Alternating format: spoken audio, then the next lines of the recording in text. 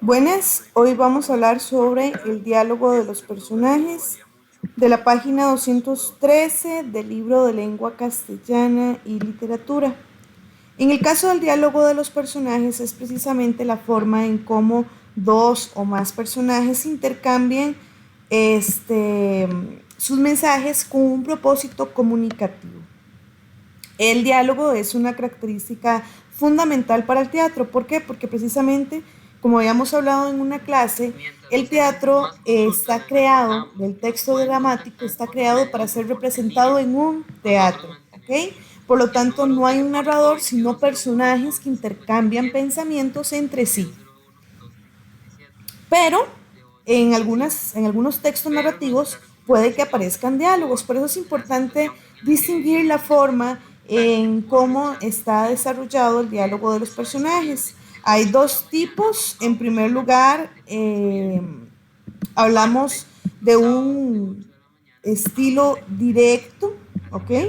De un estilo directo y un estilo indirecto e indirecto libre. En lo que corresponde a séptimo, solamente vamos a hablar del estilo directo e indirecto, ¿ok? El estilo directo es precisamente la forma en cómo los personajes, mediante verbos del habla, es decir, hablar y responder, se comunican, ¿ok? Normalmente están delimitados por signos de puntuación como el guión.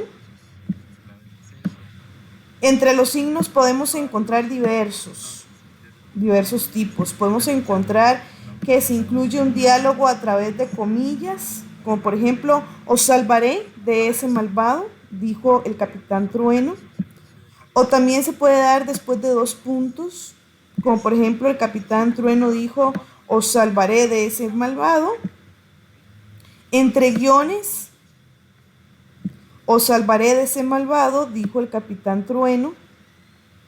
O bien puede ser combinado, ¿ok? Por ejemplo, entre comillas,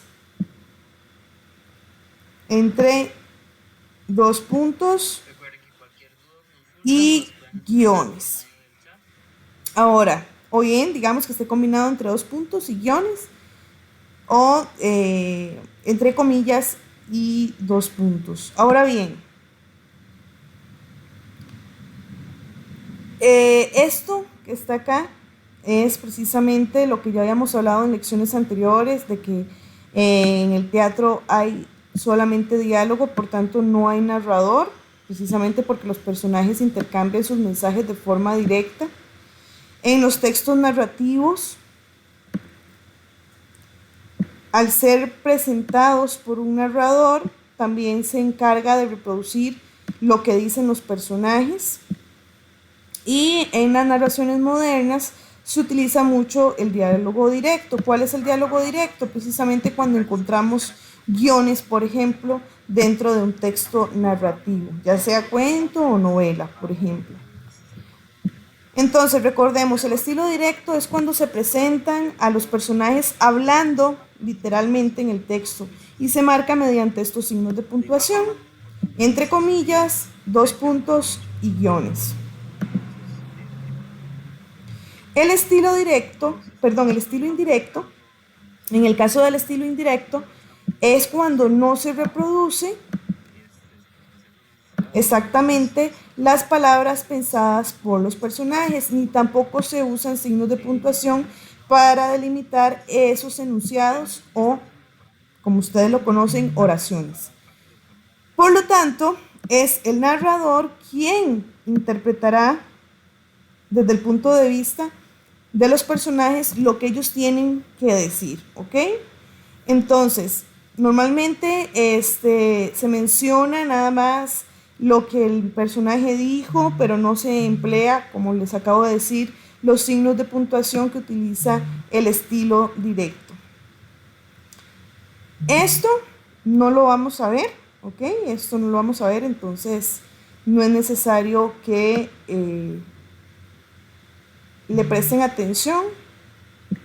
Este tipo de verbos los vamos a ver hasta el segundo semestre. Por el momento solo me interesa que identifiquen el pretérito imperfecto y el pretérito perfecto para lo que es la narración, para poder identificar la narración, que lo vimos en un video atrás.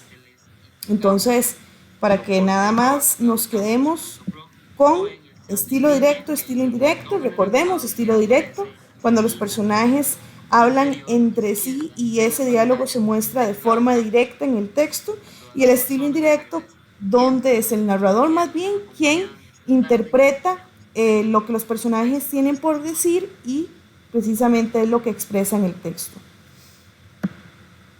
Ok, muchas gracias. Eso sería con respecto al estilo.